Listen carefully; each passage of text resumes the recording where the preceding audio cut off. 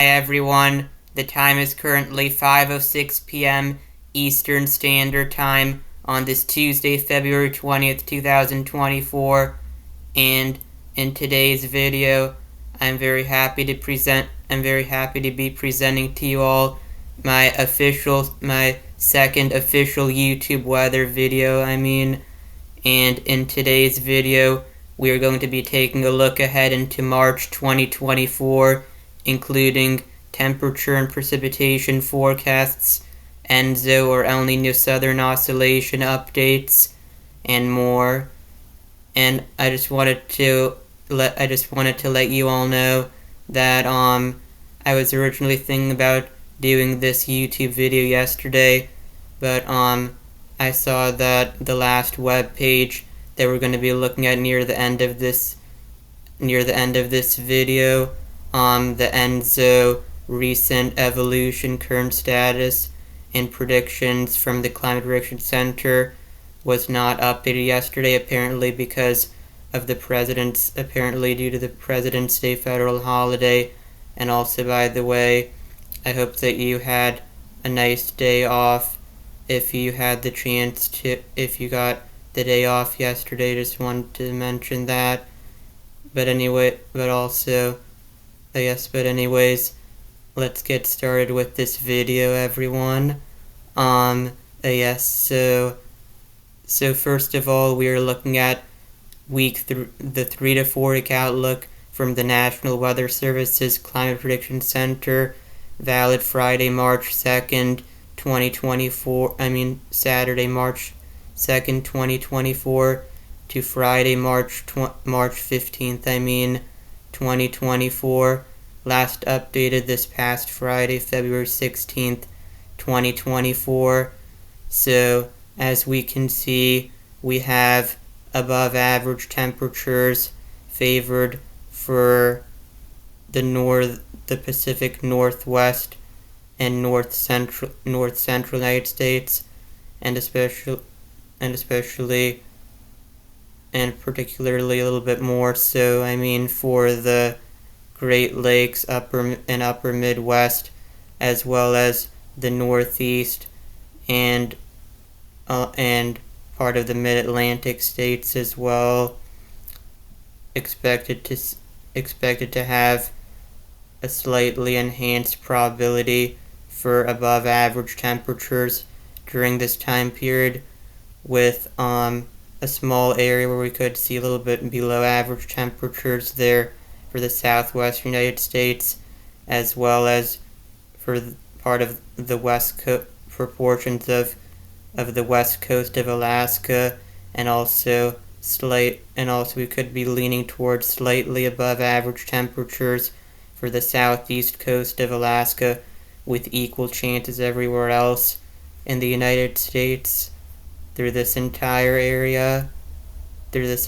region, and for most of the rest of Alaska here, equal chances for above or below average temperatures. Now, as we look at precipitation, we can see that for most of the United States, it is predicting, NOAA is predicting equal chances there for above or below average precipitation, with possibly some above average precipitation for a lot of the southern tier of the United States. So next up for our second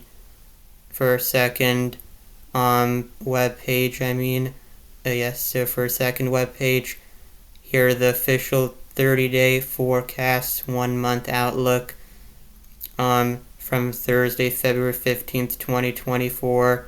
And by the way, these are updated on the third Thursday of every month.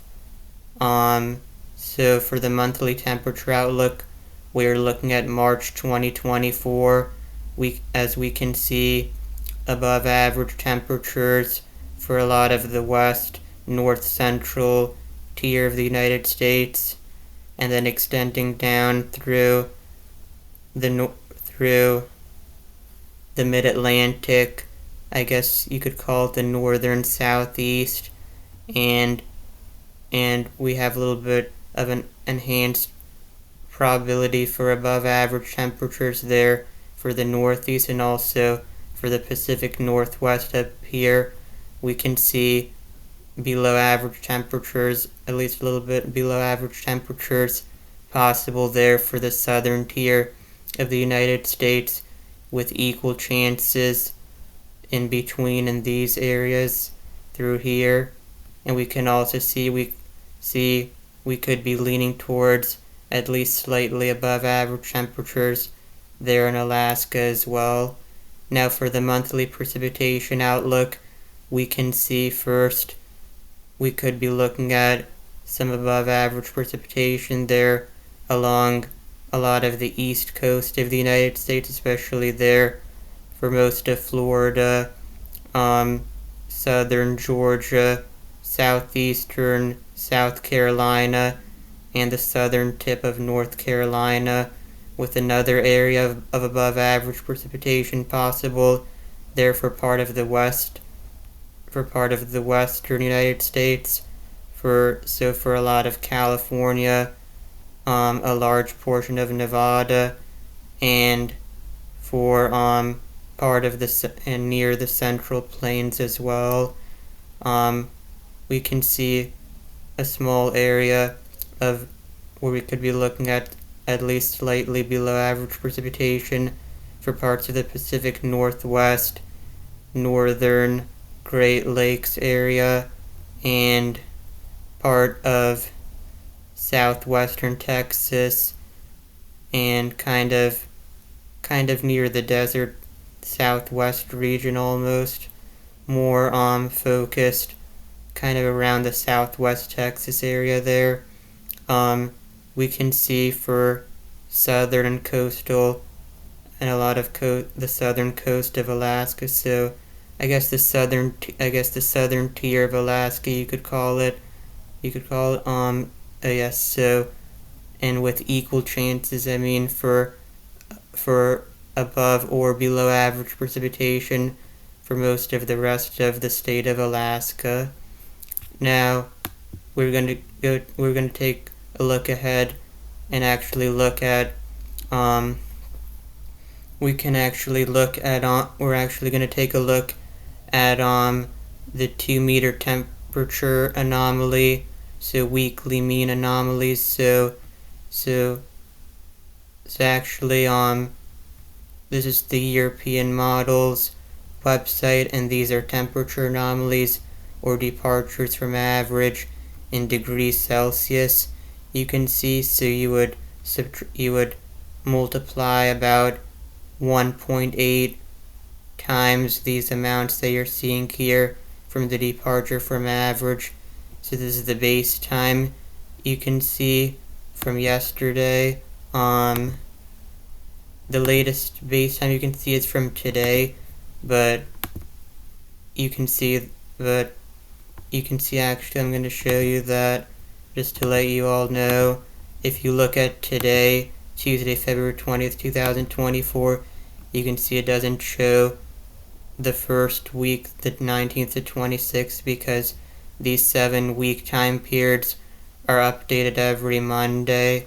Not updated, but they are the time frame there is Monday through Monday. And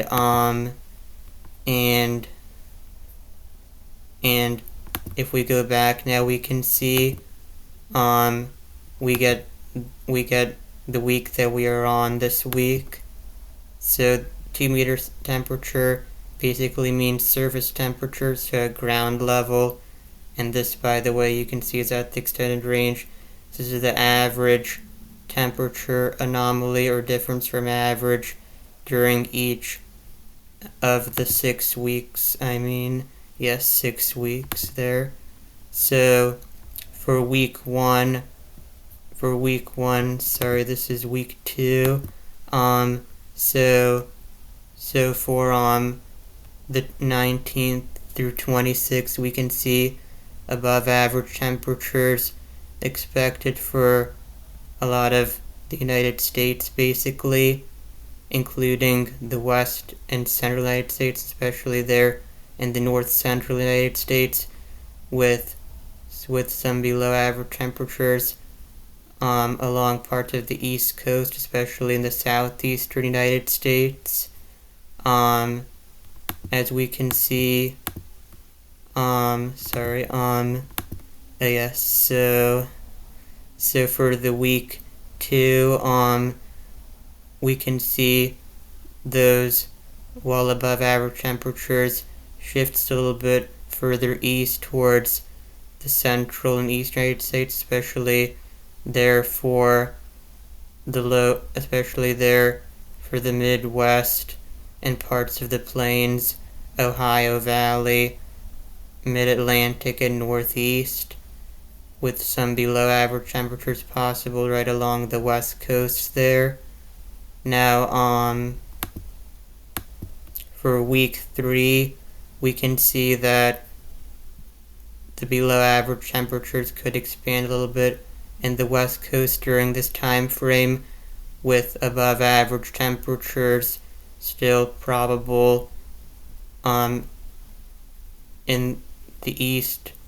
For I would say that would be at least the eastern half of the United States, but especially there in the interior northeast, as you can see. For week 4, so week 4, we can see it looks a little bit different overall. We can see some above average precipitation possible above average temperatures possible there for the Midwest, kind of north central United States there, for the Mid-Atlantic and Northeast, with kind of near average temperatures for most of the rest of the United States, but some pockets of slightly below average temperatures are possible in these light blue areas down here. So for week 4, I think this is actually, let me check. For week 5, so for week 5, we can see it looks different actually. So we can see these below average temperatures could expand more in the southern and in the southeastern United States, especially. We can see in the Pacific Northwest we could be looking at some above average temperatures possibly, and a few smaller areas. There, one in the north central tier of the United States, part of the Great Lakes, and part of interior northern New England there. So last for this week 6, we can see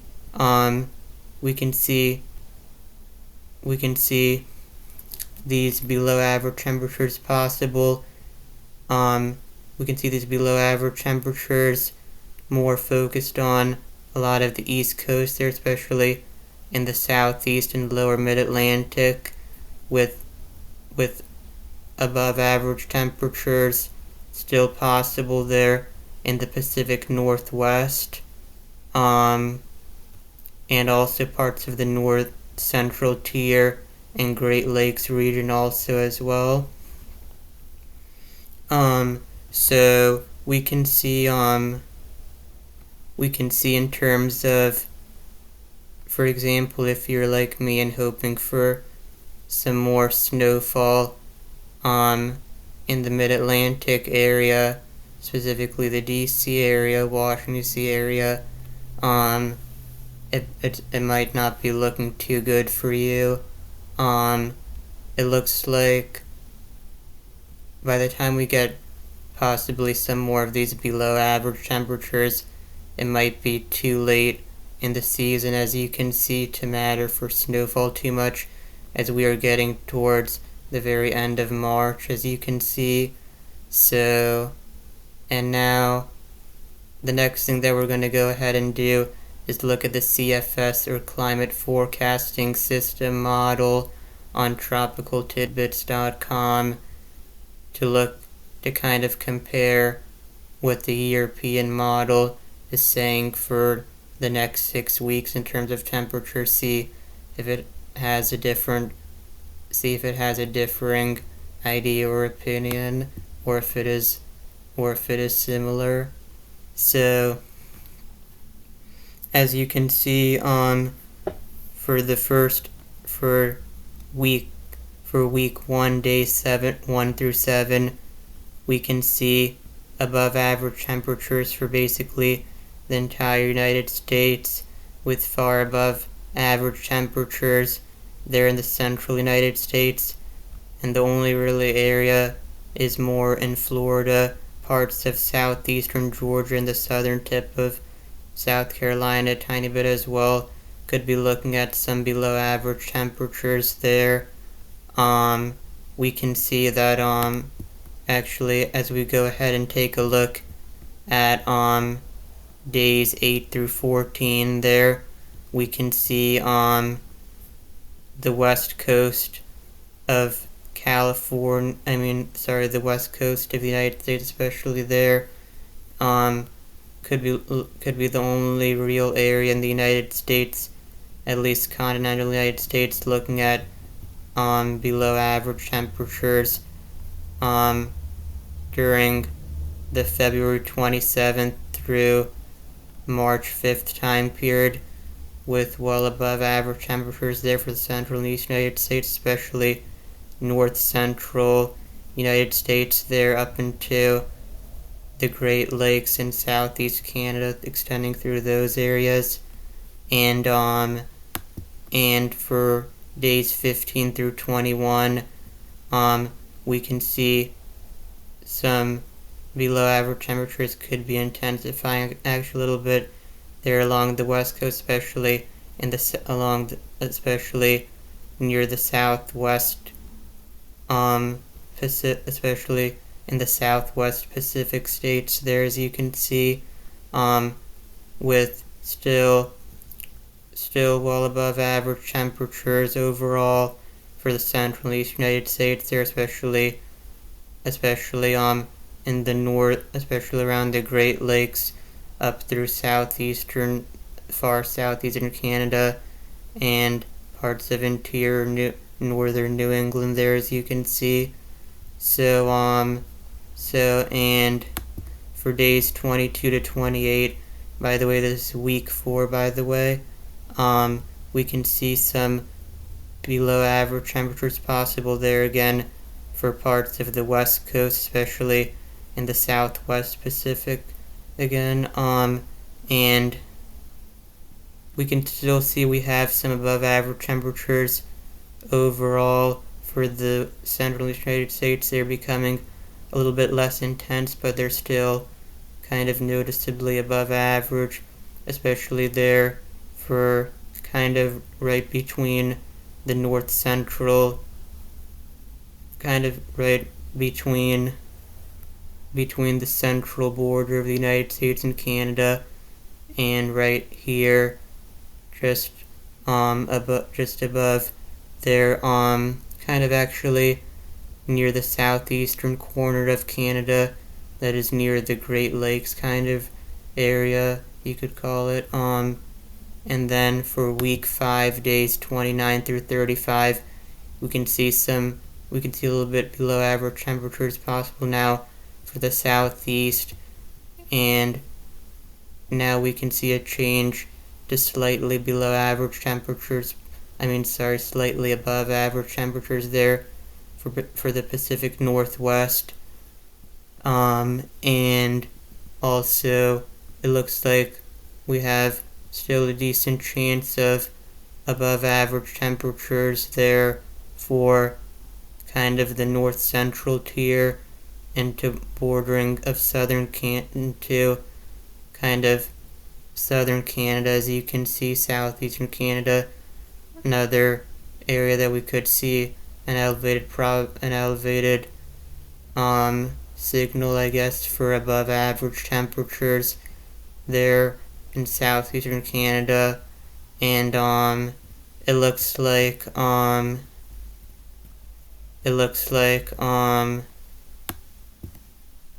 sorry, actually we have 1 week left, so so days 36 to days 36 to 42, and that would be week 6, yes.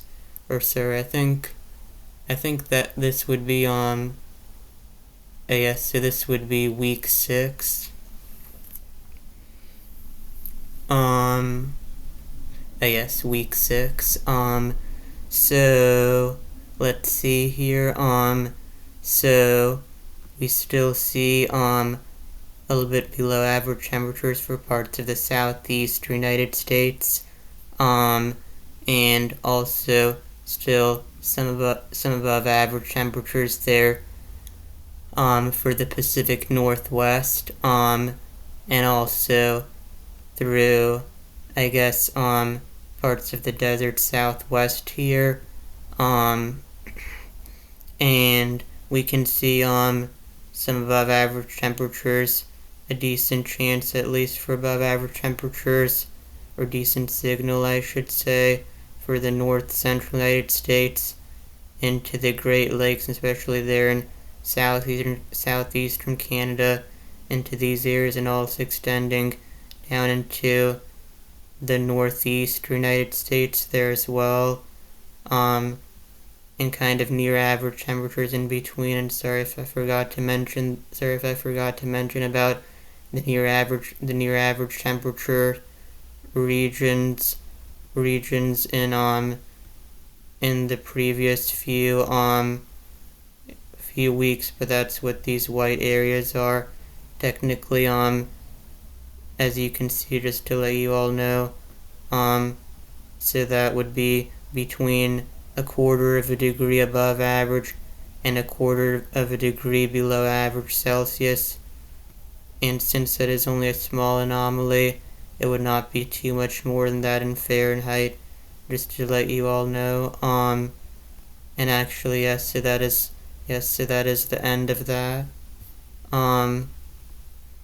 So, and now, I actually just wanted to let you all know. So it looks like we can see how this model, the CFS model for temperatures, as opposed, or I guess compared to the European model, has below average temperatures, a little bit of slightly more expansive area in the southeast as opposed to this model. So I think that's the only main difference that I'm seeing here. For the most part, it is actually kind of similar, I would say, as far as what I'm noticing compared to here. And now we're going to be looking at this. We're going to be coming back to the same European model, by the way, precipitation weekly mean anomalies. So kind of in the same format as the temperature that we were just seeing a few minutes ago. The extended range weekly mean anomalies. So the average departure difference from average for precipitation for each of the 6 weeks, base time Monday, February 19th, 2024. Valid time, let's go back to week 1, Monday, February 29th, 2024 through February 25th, 2024. We can see actually for this first week below average precipitation possible for a lot of the United States, actually, with some above average precipitation possible there along parts of the west coast, except for maybe parts of the Pacific Northwest, as you can see, but the central and southwest coast of the United States could be looking at some above average precipitation there, as you can see. So for week 2, we can see above average temperatures there for a lot of the west parts of the northern tier, Midwest and Ohio valleys, up through the Great Lakes region. I guess parts parts of a little bit of the interior northeast here as well, with some below average temperatures there for parts of the south central, a little bit of the central United States, along the Gulf of Mexico and up through the south and through the southeast and up through kind of the parts of the mid-Atlantic coast there. As you can see, a tiny bit into the southern New England coast as well, with in between in these white areas with closer to average precipitation. So for week 3, we can see here above average precipitation here becomes more expansive possibly for the eastern United States there, with overall more towards near average precipitation there for the western United States. And also, by the way, it looks like above average precipitation, so covering part of the central United States there as well, possibly, maybe also a tiny bit there off or around the southwest coast of the United States. And also, for the most part, that's about it for that. For week 3, I would say. So for week 4, we can see above average precipitation becomes a lot less expansive compared to week 3 in this model run compared to in week 4 compared to week 3.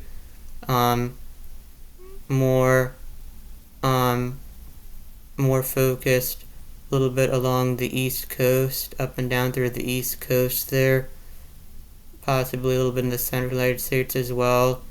And we could also be looking at some above average a little bit below average precipitation actually there for the Pacific Northwest and also parts of the West Coast in general. The central West Coast of the Pacific, you could call it, with a little bit of below average precipitation possible there as well for the Intermountain West / Rocky Mountains.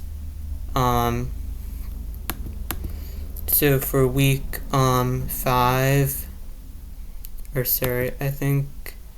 so this is week 5. So for week 5, we can see actually close to average precipitation for actually most of the United States, except for a lot of the Pacific coast there along the west coast of the United States. Also for the south central United States there as well, a tiny bit near the northern tier of the United States, tiny bit in the Intermountain West / Rocky Mountains, with above average precipitation there. For a few isolated areas there in the East Coast, primarily over northern Florida area. So for week 6, the last week, around for late March actually, by the way. So we can see also, similar to week 5, we can see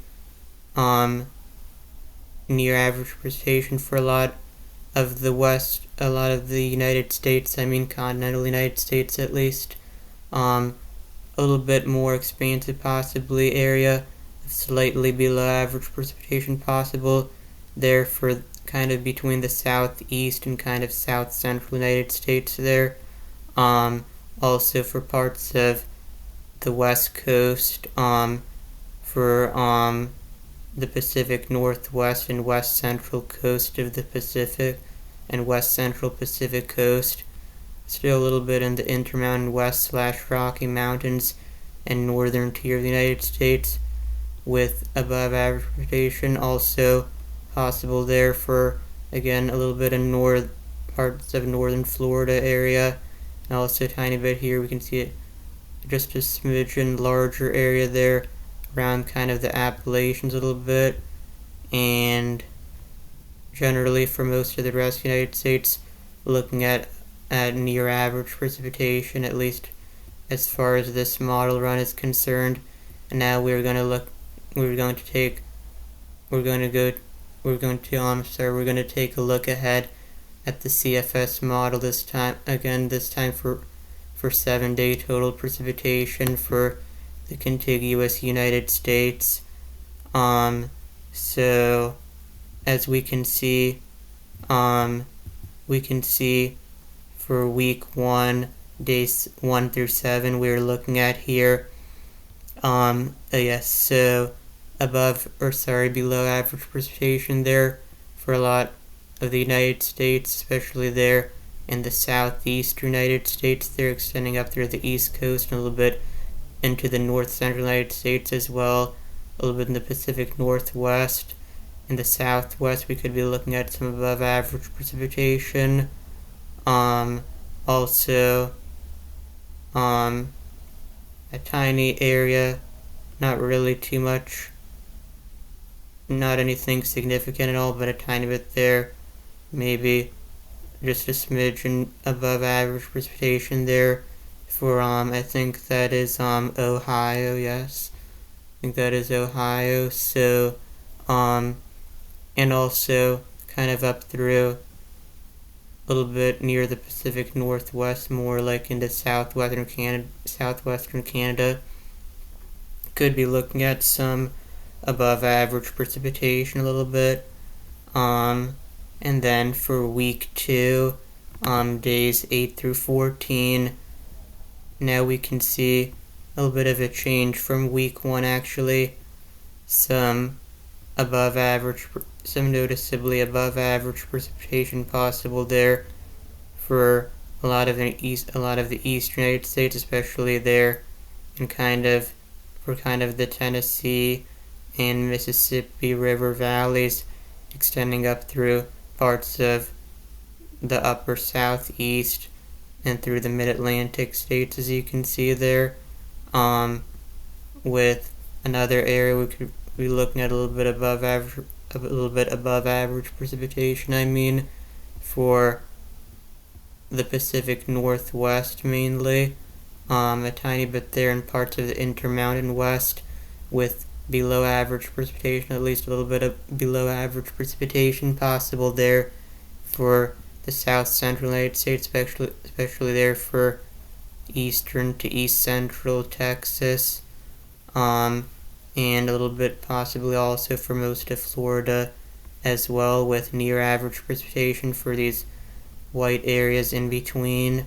And now for week 3, days 15 through 21, still above average precipitation, rather likely for a lot of the eastern United States, now shifting towards the deeper south, especially there heading towards near the Gulf Coast there, for above average precipitation potential, but still we still see some above average precipitation there for most of the rest of the East Coast, extending through parts of the western United States as well, especially there for a lot of California.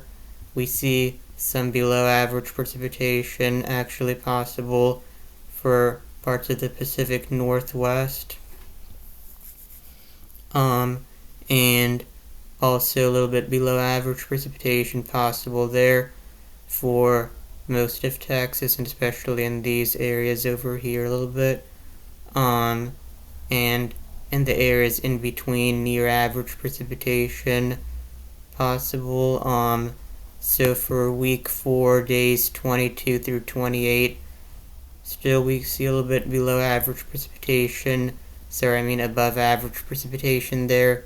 For the southeastern United States, especially deeper southeast, a little bit less pronounced, a little bit less extensive overall, but still noticeable, with a little bit above average precipitation also possible there for the parts of the central United States, and also kind of this is kind of like near the Corn Belt regions or lower Midwest parts of the United States, with below average precipitation possible for parts of the west coast of the United States, or especially the Pacific Northwest coast, extending down through most of northern California, with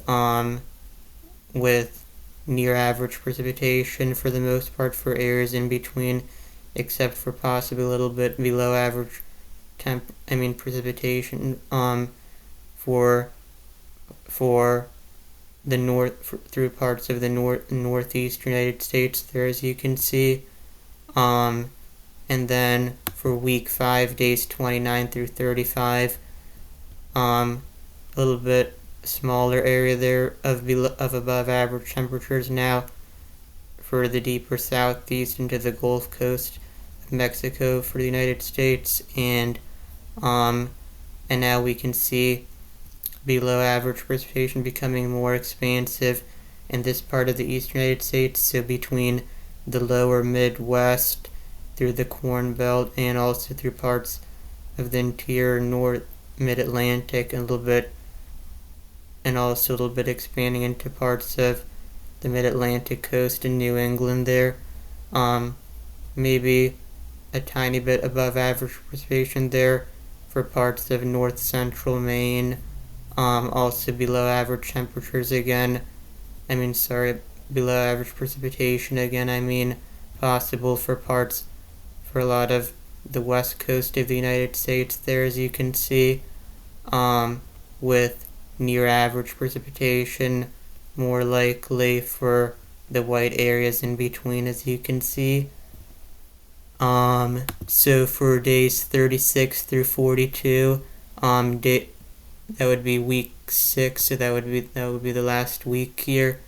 So we can see a little bit different here. We can see above average precipitation for a few different areas, especially there near the deeper southeastern Gulf of Mexico, extending into a tiny bit of central Florida, the Intermountain West, / Rocky Mountains, parts of a little bit of the west coast there, as you can a little bit there for a lot of the west coast, especially the Pacific Northwest, a little bit of slightly below average precipitation possible there for parts of the eastern United States, as you can see, not too significant overall. And actually that is it for this website, that is it for this webpage. And now we're going to be next thing that we're going to be doing is we're going to be going ahead and taking a look at the physical sciences laboratory page. Now that we're going to be taking a look at analog years, so years that had a similar weather pattern, where earlier in the winter El Nino peaked at strong to even very strong category, and kind of was in the weak to moderate range. I think in the weak to moderate range during March. I think that is what is most likely to happen this year for the El Nino Southern Oscillation. So the years that I chose, so March of 1966, 1973, and 2010, you can see versus the 1991 to 2020 30-year long-term average or climate normal. And you can see for a lot of the northern and eastern United States, the analog years are looking at more above average temperatures there, and for a lot of the western southern United States, or for parts of the southern United States at least. So for the deeper southeast and Gulf of Mexico, some below average precipitation there, including in Florida too. Temperatures. If I said precipitation, I mean temperatures. So I think that's actually similar to, overall to what we were kind of looking at there, in those outlooks from the European and CFS models, if I remember correctly at least. And you can see these are in degrees Fahrenheit, as you can see actually by here, degrees Fahrenheit, temperature anomalies, departures, or differences from average. So last but not least, we're going to be looking at the ENSO recent evolution, current status, and predictions, usually updated on Mondays, but not yesterday since due to the President's Day federal holiday, so it's updated today, Tuesday, February 20th, 2024, from the Climate Prediction Center /NCEP. I can't remember what that stands for, but I think that that's fine. I think that's fine. So for the outline, so summary, recent evolution and current conditions, Oceanic Nino Index, parentheses ONI, Pacific SST or sea surface temperature outlook, United States or U.S. seasonal precipitation and temperature outlooks, and the summary. So we're going to start with the summary. ENSO or El Nino Southern Oscillation Alert System status, El Nino Advisory / La Nina Watch. And it's not too often actually that you see that both of those alert system statuses are in effect at once right now. We're going to be taking a little bit more into detail in just a minute here. So we can see El Nino conditions are observed. Equatorial sea surface temperatures, or SSTs, are above average across the central and eastern Pacific Ocean. The tropical Pacific atmospheric anomalies, are consistent with El Nino. A transition from El Nino to ENSO neutral is likely by April through June 2024. So during this 3-month time frame, so April through June 2024. So 79% chance with increasing odds of La Nina developing in June through August 2024 during this 3-month time frame or time period, with a 55% chance. And on a side note here, as you can see, these statements are updated once a month on the second Thursday of each month in association with the ENSO diagnostics discussion, which can be found by clicking here. But for the purposes of this video, we're going to be staying on this page. We're actually going to skip some of these slides over, or actually just this slide. We're going to be looking at the Nino region SST or sea surface departures from average in degrees Celsius recent evolution. The latest weekly SST or sea surface temperature departures are Nino 4 1.1 degrees Celsius above average, Nino 3.4 1.5 degrees Celsius above average, Nino 3 also 1.5 degrees Celsius above average, and Nino 1+2 region 1.1 degrees Celsius above average. And by the way, these are the different regions here, as you can see. So you can see Nino 3 and Nino 4 kind of overlap. Nino 3.4 kind of overlaps between Nino 3 and the Nino 3 and Nino 4 regions of the equatorial Pacific Ocean, just to give you a little bit of insight into that. And the Nino 3.4 region is actually where the El Nino Southern Oscillation Index, measuring the sea surface temperature anomalies, is officially measured. And by the way, 1.5 degrees Celsius above average.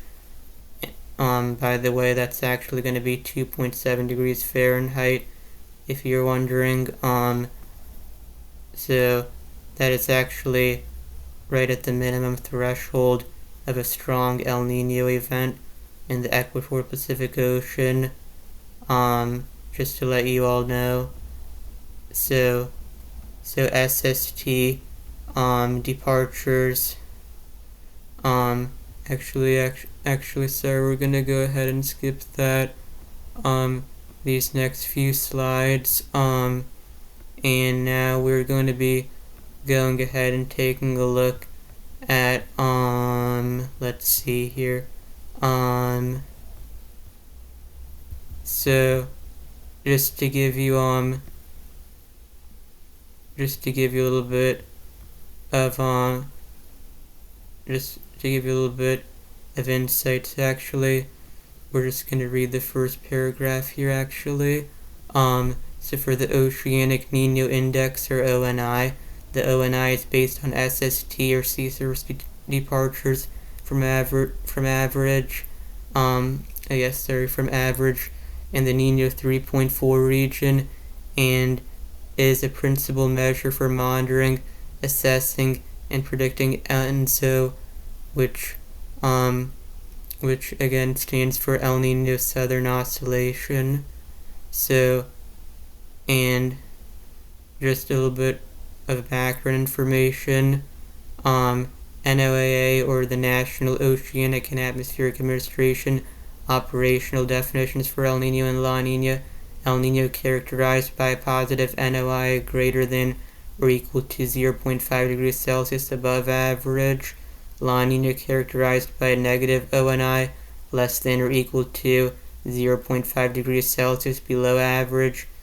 By historical standards, to be classified as a full-fledged El Nino or La Nina episode.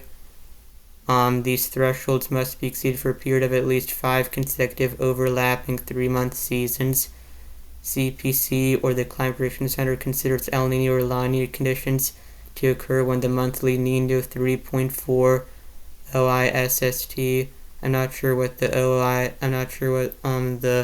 OI part stands for, but SST would be sea surface temperature departures meet or exceed 0.5 degrees Celsius above or below average, along with consistent atmospheric features.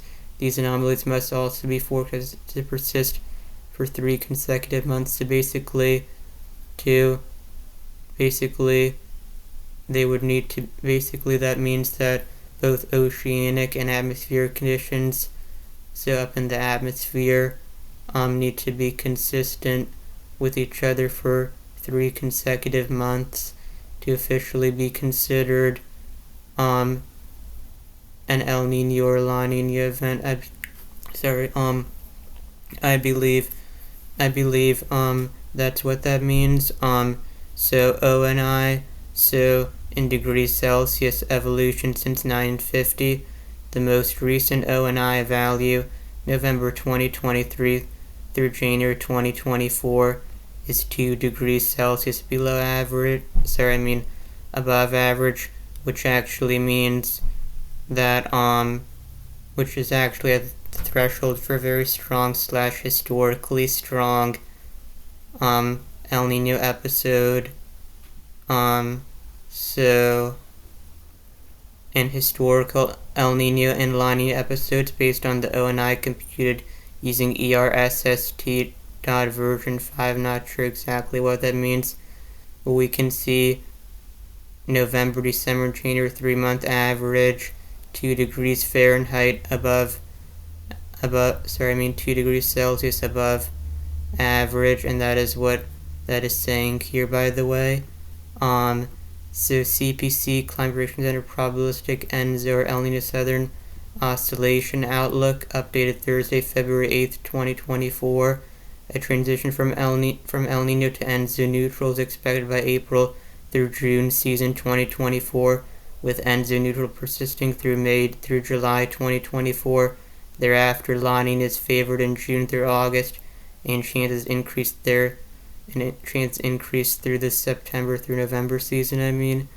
So near certainty of El Nino conditions continuing in these 3-month periods, January, February, March, and April, and then the El Nino chance of El Nino quickly diminishes there in the spring, and the chance of ENSO neutral quickly goes up there in the spring, and then the chances there heading into the summer and fall of La Nina quickly head up. So that's basically the summary of what we're looking at right here.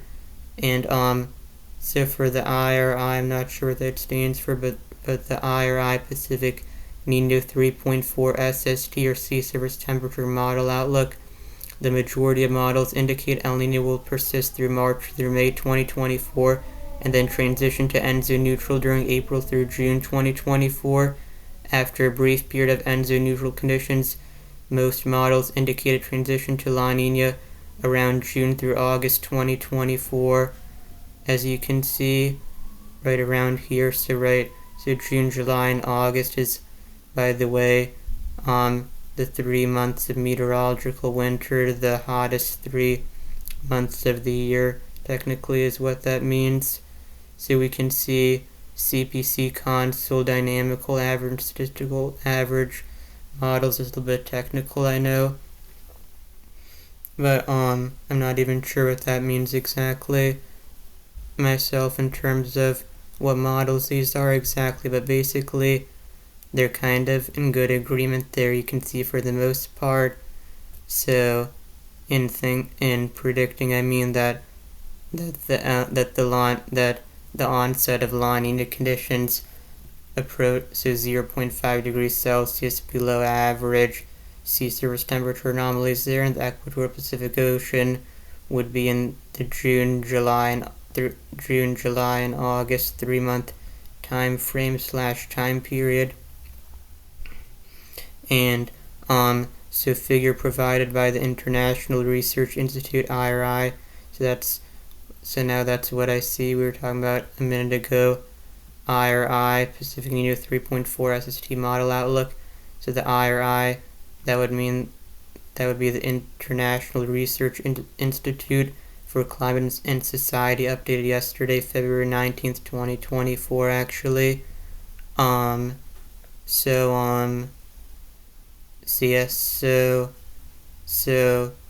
for the next page here, SST sea surface temperature outlook, NCEP CFS version 2 forecast, PDF corrected from yesterday, February 19th, 2024. The CFS or Climate Forecasting System version 2 ensemble mean that takes the mean average there of its entire group of model simulations. The black dashed line indicates El Nino may transition to ENSO neutral, so neither El Nino or La Nina conditions in March through May of 2024, followed by a transition to La Nina around the 3-month time period of May through July 2024. As you can see right here, May, June, July 2024, so overall about a month earlier than the average of most model predictions from February 2024 from yesterday. So slight difference of opinion there, but not too much overall. And we're going to skip these. And then, so for the U.S. temperature precipitation departures during the last 30 days, end date this past Sunday, February 18th, 2024, percent of average precipitation, so above average precipitation, and here below average precipitation in these areas. Temperature departures in degrees Celsius, basically, as you can see, above average precipitation temperatures, so therefore, most of the continental United States, especially there in the north central, especially there for the western Great Lakes and parts of the north central tier of the United States there, and the only real area of a tiny bit below average temperatures is there for parts of the Pacific Southwest. So now temperature and precipitation departures during the last 30 days or 3 months. The end date the same as during the past 30 days. As you can see, February 18th, 2024, percent of average precipitation, above average precipitation in these areas, below average precipitation in these areas, and then temperature departures also in degrees Celsius, still above average temperatures there for almost all of the continental contiguous United States, especially there in the western Great Lakes and parts of the north central tier of the United States, and a tiny bit more, a little bit more expansive for those near to slightly below average temperatures, this time mostly in parts of the southeastern United States there, but also a tiny bit mainly in the southwestern United States as well. For U.S. seasonal outlooks, March through May 2024, the seasonal outlooks combine the effects of long-term trends, soil moisture, and when appropriate, ENSO, El Niño Southern Oscillation. The seasonal precipitation outlook, we can see above average precipitation there for parts of the eastern United States there, especially in the south central and southeastern United States there, especially in this area for a lot of northern Florida, parts of southeastern Georgia, and the southern tip of South Carolina, with below average precipitation there for parts kind of between far western Texas and parts of the desert southwest coast, and also the Pacific Northwest as well, with equal chances in between. And for Alaska, equal chances for a lot of the states, especially the central United States, with above average precipitation there for the Pacific Northwest coast. The northwest coast of Alaska a little bit, and for a lot of the southern Alaska. And then equal chances, actually that's it for precipitation for the 3-month outlook.